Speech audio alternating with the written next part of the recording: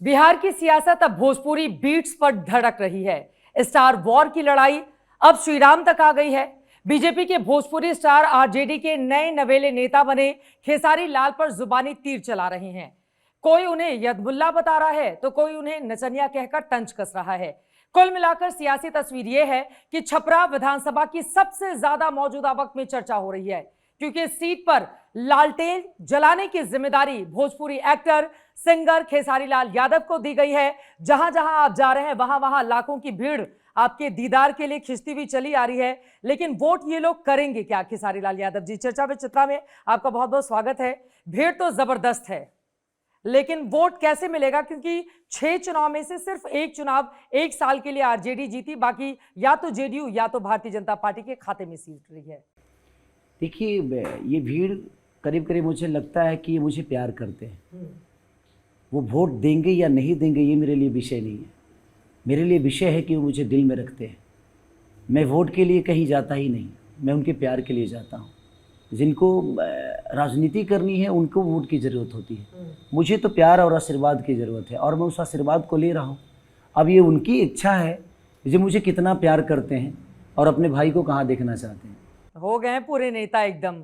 मुझे तो लगा था कि नेतागिरी में थोड़ा टाइम लगेगा इनको, लेकिन आंसर जिस तरह का आया है तुरंत स्पॉन्टेनियस, एकदम नेता वाला आंसर है। नहीं, ये दिल की बातें हैं और मुझे पता है कि दिल की बातें दिल तक बहुत जल्दी पहुंचती है। मैं दिमाग से कुछ करता ही नहीं, क्योंकि दिमाग नहीं है।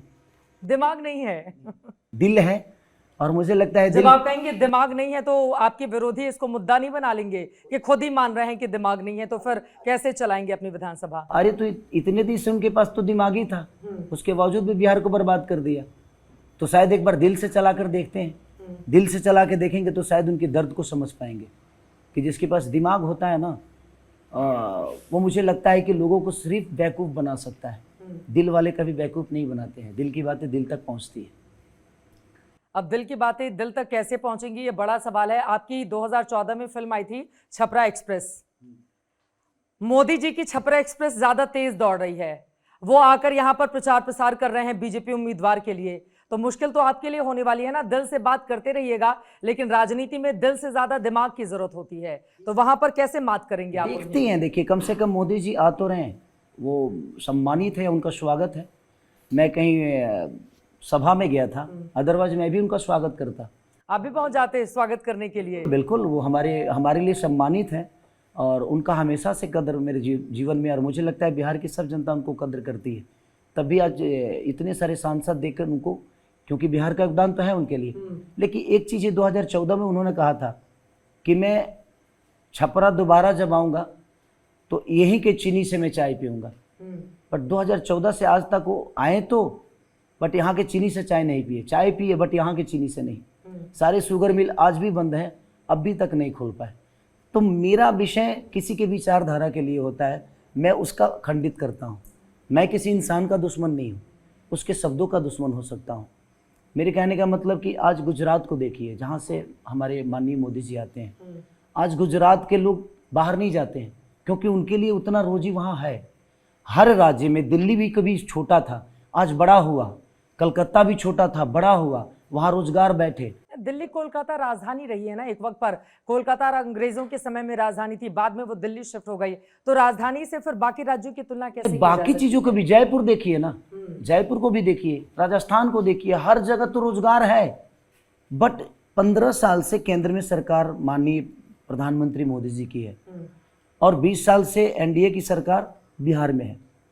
क्या हम एक भी फैक्ट्री के लायक नहीं है? अब वो कहते हैं कि जमीन ही नहीं है। तो इतने दिन जो चीनी मिल चल रहा था वो किस जमीन पे? का घर में चीनी मिल चल रहा था? वो तो कहीं जगह पे ही चल रहा था ना। देने की इच्छा होनी चाहिए, और इनके पास हमारे बिहार को देने के लिए कुछ नहीं है। मुझे लगता है कि इस 20 साल में बिहार बदला होता। मैं 5 साल तारीफ करूंगा, मैं माननीय अपने मुख्यमंत्री चाचा जी का, नीतीश जी का मैं तारीफ करूंगा कि 5 साल उन्होंने लॉ एंड ऑर्डर पे बहुत बेहतर काम की। नो डाउट उन्होंने 5 साल की, बट उसके बाद का 15 साल जो आया ना, उसमें कम से कम रोजगार पे, शिक्षा पे, अस्पताल पे। आज मैं एक न्यूज सुन रहा था, किसी में एनडीए के ही मंत्री हैं, वो नाम भूल रहा हूँ मैं उनका, उनसे किसी पत्रकार ने पूछा कि ये बताइए कि आपके बच्चे कहाँ पढ़ते हैं, नाती पोता कहाँ पढ़ते हैं, सरकारी स्कूल का व्यवस्था क्या है, तो बहुत बढ़िया है। तो उन्होंने पूछा कि आपके पोता पोती कहाँ पढ़ते हैं, तो पढ़ते हैं, तो बोले कि कौन सा सरकारी स्कूल में। तो ये मुझे पता नहीं है। सोचिए कि तो यहाँ खाली वो एनडीए में थोड़े ना है, वो एनडीए में भी है, वो इधर भी है। अगर अच्छी शिक्षा नहीं दे पाए तो उसके लिए लालू प्रसाद यादव भी जिम्मेदार हैं। 15 साल उनका शासन था, 20 साल से इन लोगों का शासन है। दोनों समय में पलायन हुआ ना, मैं उस पर आऊंगी, लेकिन जल्दी जल्दी जरा छपरा की बातें कर लेते हैं। 2013 में दूध का कर्ज आप फिल्म लेकर आए, अभी 2025 में आपको दूध से नहलाया जा रहा है। यहाँ पर खूब नेताजी खुश नजर आ रहे हैं। तो ये जो दूध का कर्ज है, आप इसी छपरा के लाल हैं, यहीं पर आपका जन्म हुआ, कैसे चुकाएंगे? किन मुद्दों पर चुनावी लड़ाई आप लड़ रहे हैं? वो मेरे लिए भावुक पल था जब दूध से मुझे नहलाया गया। किसी दिन दूध बेचकर मैं बड़ा हुआ, दूध बेचकर 2 रुपये मेला के लिए मैं इकट्ठा करता था ताकि मेला में जलेबी खाऊंगा मैं। बट ये समय ऐसा आ गया कि आज मुझे दूध से नहलाया जा रहा है। और छपरा के किन मुद्दों पे? सारे मुद्दे तो ऐसे ही है। इतना मुद्दा है ना कि अगर गिनाए ना तब कम पड़ जाए, बहुत ज़्यादा मुद्दा है। आज जाके देखिएगा, अभी जब बारिश हुई थी तो मुझे लगता है कि छपरा के व्यवसायियों की जो हालत हुई थी, कम से कम करोड़ों रुपया उनका बर्बाद हुआ है। 10 साल से यहीं के हमारे सीएन गुप्ता चाचा यहीं के विधायक हैं वो, और उसी शहर में रहते हैं वो। उसके बावजूद भी वहाँ की जो व्यवस्था हुई, सारे के सारे लोग परेशान। तो मेरा मुद्दा, सबसे बड़ा मुद्दा जो है यहाँ के पानी निकासी का है, जो नाले का है। दूसरा की शिक्षा। हमारे पूरे छपरा सिवान गोपालगंज में मात्र एक यूनिवर्सिटी है, माननीय जयप्रकाश नारायण, लेकिन वहाँ भी 6 साल लगता है पास आउट होने में बच्चों को। हम प्रयास करेंगे कि बेहतर और शिक्षा बढ़े ताकि 3 साल में पास हो जाए बच्चे। आजकल नेताजी लोगों की शिक्षा को लेकर बड़े सवाल खड़े किए जा रहे हैं। अब देखिए, बीजेपी वाले तेजस्वी यादव पर नवी फेल कहकर प्रशांत किशोर भी उनको इस तरह से टिप्पणी करते हैं। सम्राट चौधरी के डिग्री को लेकर उधर से भी वार होता है, आपकी भी पार्टी। तो आपकी शिक्षा कैसे हुई? आपने संघर्ष का जिक्र किया कि 2 रुपए आपको मिलते थे तो आप मेला में जाते थे। आपकी जिंदगी कैसे शुरू हुई? क्या क्या किया आपने? कैसा संघर्ष रहा? देखिए, एक बात बताऊं, पढ़ा लिखा होना जरूरी है, बहुत जरूरी है। बट समाज में आने के बाद ना पता चलता है कि ज़मीनी हकीकत क्या है। शिक्षा जरूरी है, बट किसी का भविष्य शिक्षा से और लोगों का भविष्य आप तय कर पाओ, जब ज़मीन पे जाओगे तभी समझ में आएगा। और मैं ज़मीनी हकीकत से बहुत लड़ा हूँ, मुझे पता है। मैं पढ़ा लिखा बहुत कम हूँ, मैट्रिक मैंने की है, बट कैसे कैसे की है मुझे पता है। मैं कमा के पढ़ने वाला आदमी हूँ। मेरे पापा के पास पैसे नहीं थे, 7 भाइयों को पढ़ाना था। कैसे पढ़ाते वो रात में गार्ड की नौकरी करते थे, दिन में चाना बेचते थे। तो उनके पास वो क्षमता नहीं थी, वो तो पालने पोसने में ही अपनी सारे पैसे लगा देते थे, क्योंकि आमदनी उतनी नहीं थी। तो जब हम आए तो 10 रुपया मुझे झाल बजाने पे मिलता था। तो हमने उस हिसाब से अपने जीवन को चलाया है। तो मुझे पता है कि समाज को कैसे बदला जा सकता है। और आज सबने देखा है कि मैं कैसे ट्रांसफ़र हुआ अपने जीवन में, मैंने अपने आप को कैसे बदला। तो जब मैं अपने खुद को बदल सकता हूँ तो अपने प्रयास से, पढ़े लिखे लोग हैं जिनसे मैं सलाह लेकर अपने छपरा के बेहतर के लिए उनसे सलाह तो ले ही सकता हूँ ना, उनसे बात कर सकता हूँ। उनके पास जो विज़न होगा छपरा के लिए, मैं प्रयास करूँगा कि छपरा बेहतर कैसे होगा, मैं उनसे विज़न लेकर मैं अपना काम करूँ उस पर, ताकि छपरा मेरे दिल में है, दिमाग में नहीं। आप इतनी अच्छी अच्छी मीठी मीठी प्यारी प्यारी बातें कर रहे हैं, जैसे डायलॉग अक्सर हीरो के मुंह से हम लोग फिल्मों में ज़्यादा सुनते हैं। नेता लोग तो डायलॉग बाजी करते हैं फिर भूल जाते हैं, लेकिन आपके पीछे जो लालटेन रखा हुआ है, प्रधानमंत्री जी आते हैं, वो कहते हैं लालटेन का युग तो पुराना हो गया ना। आप देखिए, एलईडी बल्ब जल रहे हैं, 24 घंटे यहाँ पर बिजली रहती है, लालटेन का फिर क्या काम है? वो तो बुझा ही रहेगा, ये कहकर वो निशाना साधते हैं। देखिए, किसी को जो कर्मों से बड़ा हुआ है ना, उसको शब्दों से छोटा आप नहीं कर सकते। लालू प्रसाद यादव कर्म करके बड़ा हुआ है। चुनाव चिन्ह कम से कम ये जलने के काम तो आता है, ये जलता तो है। और कमल, कमल किस काम आता है मुझे बता दीजिए? सिर्फ भगवान पे चढ़ाया जा सकता है उसको, उसके अलावा कोई काम नहीं है। कम से कम ये एक घर को रोशनी तो दे देता है। कमल से पढ़ के कोई बड़ा हो सकता है क्या? नहीं ना। लेकिन लालटेन से पढ़कर डॉक्टर राजेंद्र प्रसाद बड़े हुए थे। तो आप कहने के लिए कि ये चीज बुरा है, वो शब्दों में अच्छा लगता है, बट उसकी हकीकत में जाइएगा ना तो कुछ और ही होता है। तो लालटेन कम से कम एक बच्चे को पढ़ाकर आईपीएस बना सकता है, बट कमल पढ़ा के बड़ा नहीं बना सकता है। वो भगवान पे चढ़ाने के लिए सही है। अहमियत हर चीज की होती। लक्ष्मी जी को चढ़ाया जाता है कमल मैं का वही फूल कह रहा हूँ, दिवाली में। मैं वही कह रहा हूँ हाँ कि चढ़ाने के काम आ सकता है वो, लेकिन वो किसी का भविष्य नहीं बना सकता है। देखिए, एक लालटेन किसी का भविष्य तय कर सकता है। किसी बच्चे को जिसके पास ये रोशनी का और ये बल्ब लगाने की क्षमता नहीं है, वो लालटेन जलाकर अपने माँ बाप का और अपनी शिक्षा को पूरा कर सकता है।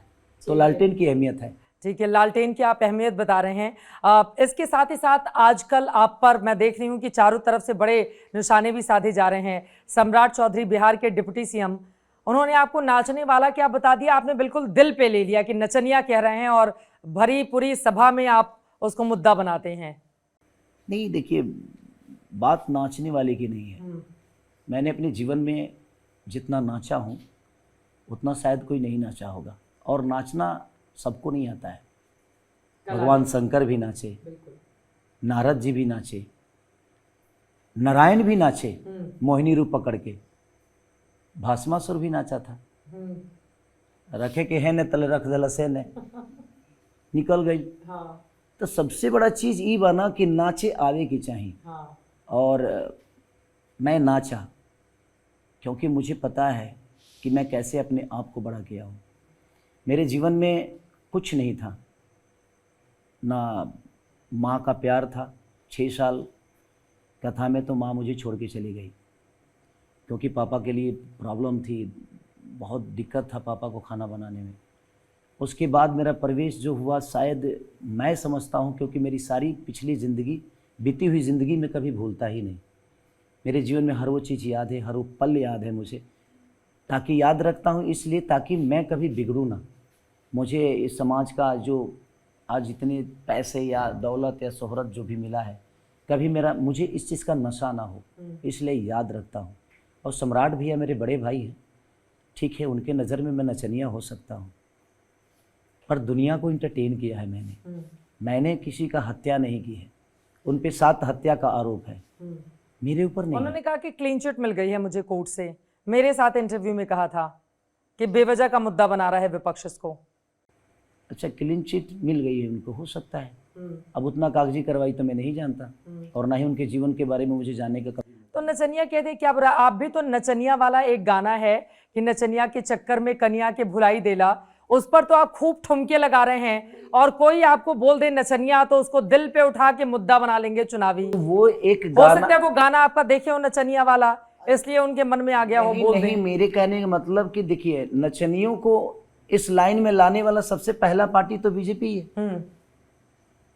तो मेरे कहने का मतलब कि आप कलाकार भी बोल सकते हैं। देखिए, खुद बनेले वाला तो नचनिया पे गाना और दूसरे के देता तो नसीहत की कलाकार कहने, तो कलाकार का गाना बना लेते कि मैं कलाकार हूँ टाइप में। नचनिए कारण कनिया के भुलाई रे गइलन। वो एक पत्नी का दर्द, एक पत्नी अपने पति से बोल रही है कि नचनिए कारण कनिया के भुलाई रे गई, और पति तो खूब ठुमके लगा रहे हैं ना उसमें वीडियो में। देखिए, वो एक इंटरटेन का विषय हो गया। ये लोग देखिए होता क्या है, मैं आपको एनडीए की सच्चाई बता देता हूँ। इनके पास शब्द बहुत हैं, ये लोगों को शब्दों से छोटा करना चाहते हैं। यहाँ मुद्दा नचनिया का है ही नहीं, यहाँ मुद्दा विकास का है, यहाँ मुद्दा पलायन का है, यहाँ मुद्दा बेरोजगारी का है। बट इनको किसी इंसान को पकड़ना है और उसी पे पूरा चुनाव लेकर चलना है। ये प्रॉब्लम है। मेरा हमेशा से सवाल यही रहा है कि आप भी पूछती हैं सवाल, तो उनसे पूछिए कि देखिए, आप मंदिर बनाइए, हमारी श्रद्धा है। रखने वाले तो भगवान को दिल में रख लेते हैं हनुमान की तरह, और सीना फाड़ कर पूरी दुनिया को दिखा देते हैं कि सीताराम यहाँ है। और पूजने वाले तो मंदिर के बगल में भी होते हैं, फिर भी जल नहीं चढ़ा पाते। तो श्रद्धा दिल में पलता है। अरे हनुमान जी तो साथ साथ आए थे ना अयोध्या में, ताकि राम राजा बन सके, उनको विराजमान किया गया था। तो हम भी तो आए हैं ना कि हमारा भाई राजा बने। अभी मैं भी आया हूँ, दिल में लेके ही चल रहा हूँ छपरा के विकास को, बिहार के विकास और मंदिर की तुलना की जा सकती है क्या? दोनों का अपना अस्तित्व। मैं वही तो कह रहा हूँ, तो अलग अलग है ना, अलग विषय आप ही बता रही हैं ना कि वो अलग है। हाँ, तो जब वो अलग है, आस्था भी जरूरी है, अस्पताल भी जरूरी है। तो जब वो अलग है, तो मेरा नाचना अलग कैसे नहीं हो सकता? मेरा नाचना अलग कैसे? बुरी बात कहाँ है? ये तो अच्छी बात है ना, नाचना बुरी बात, बिल्कुल सही बात है। सबको तो आता नहीं है, लोग चाहते हैं डांस करना, लोग कर नहीं पाते हैं। तो अब भस्मासुर से तो मैं नहीं सोच सकता ना कि भस्मासुर को याद के कहे कि यार नाचने मुझे भी आता है। तो भाई नाच की तो देखो, इस दुनिया में किसी को एंटरटेन करना इतना मुश्किल काम है कि शायद ये लोग नहीं समझ पाएंगे, क्योंकि उसी डांस ने आपको इतना बड़ा बिल्कुल सुपरस्टार मुझे बनाया उससे है। मैंने देखा है आप जहां भी जाते हैं लोग डिमांड करते हैं इसकी, जैसे अभी हमारे दर्शक भी कर रहे हैं कि खेसारी भैया बैठे हुए हैं, उनसे 2 ठुमके आप जरूर लगवा लीजिएगा। खैर मैं आ जाती हूँ फिर से मुद्दे पर। अब यहाँ पर नचनिया शब्द को फिर आपने उसको आधार दिया, दूसरी तरफ रवि किशन जब बिहार की धरती पर उतरते हैं सबसे बड़ा हमला वो आप ही के ऊपर करते हैं। देखिए जो भी कलाकार हमारे सीनियर हैं, वो चारों के चारों मेरे बड़े भाई हैं और वो चारों मुझे बहुत प्यार करते हैं। नीतीश जी आपके पिता तुल्य या बड़े भाई, प्रधानमंत्री मोदी जी आपके माननीय, इधर हो गए चारों बीजेपी के जो नेता हैं, निरहुआ, रवि किशन, मनोज तिवारी, सारे लोग आपके बड़े, पूरी रिश्तेदारी बनाकर रखे हुए। चुनाव किससे लड़ रहे हैं फिर? मैं समस्या से लड़ रहा हूँ। मैं जो यहाँ प्रत्याशी हैं उनको भी सम्मान देता हूँ, क्योंकि मेरे दिल में उनके लिए सम्मान है। बट उनके कार्य को मैं क्यों नहीं कहूँ जब वो सही नहीं है? तो उनको कैसे मैं कह दूँ, कैसे झूठ बोल दूँ कि नहीं आप बहुत सही हो? मेरे का अब जो मैं अब रवि भैया की बात कर रहे हैं आप, वो मेरे पूजनीय हमेशा से रहे हैं और हमेशा रहेंगे भी। किस बात के पूजनीय रहे हैं? अरे तो क्या कर दिया उन्होंने कि वो पूजनीय बन गया? क्योंकि मेरे बड़े भाई हैं, मैं उनको मानता हूँ। अब मानता हूँ तो मानना अलग विषय हो गया। हाँ, वो राम है, आप लक्ष्मण है, ऐसा रिश्ता है। राम लक्ष्मण का रिश्ता नहीं है, कोई जरूरी नहीं है कि ये कोख से पैदा होना है। आदमी एक दूसरे को भी अपना बना लेता है। मेरी वाइफ कहीं और अलग की है, मैं कहीं अलग पैदा हुआ, लेकिन आज हम दोनों एक दूसरे के हमदर्द बने हैं ना, हम एक दूसरे के साथी हैं ना। बिल्कुल। तो मेरे कहने का मतलब रिश्ते बनाने से होता है, मेरे लिए शब्द बड़े नहीं होते। तो आपके बड़े भाई इतना क्यों हमला कर रहे हैं खेसारी लाल यादव पर? वो राजनेता हैं, वो बड़े भाई नहीं रहे, लेकिन मैं उनको मानता हूँ। वो मुझे छोटा नहीं मान रहे हैं, वो उनका विषय है। उन्होंने कहा धर्म पर आपने सवाल कैसे उठाया, वो बाण चलाने की बात कर रहे हैं। अच्छा, तो ना ही वो अर्जुन है, ना ही उनका कोई आका कृष्ण है। और ये द्वापर नहीं है, ये कलयुग है। यहाँ की सिचुएशन अलग है और वहाँ की सिचुएशन अलग थी। वहाँ एक किस चीज़ की लड़ाई थी? वहाँ 5 गांव की लड़ाई थी, बट ये पूरी बिहार की लड़ाई है और बिहार की समस्या की लड़ाई है। ये वो कभी बात नहीं करेंगे। उनको सिर्फ सनातन पे बात करना है। उनके कहने से हम सनातन हो जाएंगे, उनके ना कहने से हम कहते तो हैं जंगल राज पर भी हमला करते हैं। अरे जंगल राज 20 साल पहले खत्म हो चुका है। अब कौन सा राज है? आज भी हत्या हुआ है, पारस में हत्या हुआ, एक व्यापारी का हत्या हो गया। कितनी हत्याओं को बोलूं, कम से कम 6 महीने में 52 से 54 हत्या हो गए हैं। तो ये कौन सा राज है? वो कहते थे पहले सीएम आवास पर अपराधियों को बचा लिया जाता था, अब जैसे ही हत्या होती है पकड़ के या तो उनको जेल या फिर कहीं और पहुंचा दिया जाता है। उससे क्या फायदा? उससे कोई फायदा है? मरने के बाद आप उसको जेल में डालकर उस परिवार के बारे में पूछते हैं कभी कि उस परिवार का क्या होगा? क्योंकि उस परिवार को चलाने वाला वही व्यक्ति था जिसको मार दिया गया। क्या सरकार उस परिवार को देखती है? सरकार बचाने का काम तो नहीं करती है। ये उधर वाले कहते हैं कि अपराधियों को बचाया नहीं जाता ना, संरक्षण दिया जाता। अरे आप ये बताइए कि एक जान चली गई और आप अपराधी को जेल में डाल दिए, तो आपने कितने जिंदगी बर्बाद की? कम से कम 2 जिंदगी बर्बाद हुई है। 2 नहीं, उस परिवार को पूछिए जिसको जेल में डाले हैं, उसका भी परिवार था। और जिसको तो मारा गया मारने गया था या अपराध करने गया था तो उसको परिवार का ख्याल नहीं अरे आया। तो जो गलत काम करेगा फिर वो भूल जाए परिवार को, उसके साथ क्या सलूक होगा। जब आदमी खाली रहता है ना तो मौत में भी रोजी ढूंढ लेता है। आप ये लोग क्यों नहीं समझते? जब हम खाली रहेंगे और हमारे पास पैसे नहीं रहेंगे, हमारी प्रॉब्लम होगी, तो हम मौत में भी रोजी ढूंढ लेंगे। 5 लाख लेके कोई मर्डर कर लेता है, कोई 10 लाख लेके मर्डर कर देता है, कोई 50,000 में। यहाँ तो लोग क्या वो थिनर सुंघा के लोग मर्डर कर लेते हैं, उसको थिनर दीजिए मर्डर कर देते हैं, क्योंकि वो बेरोजगार है, उनके पास काम नहीं है, वर्क नहीं है। तो क्या करेंगे आप बताइए? मैं उसी पे तो बात करता हूं हर जगह कि आप किसी को खाली रखिएगा तो खाली दिमाग शैतान की होती है, तो उसको खाली क्यों रखना है? उसको बिजी करिए, बिजी कर दीजिएगा तो आप भी चैन से रहिएगा। कम से कम हमारा राज्य का टैक्स बढ़ जाएगा।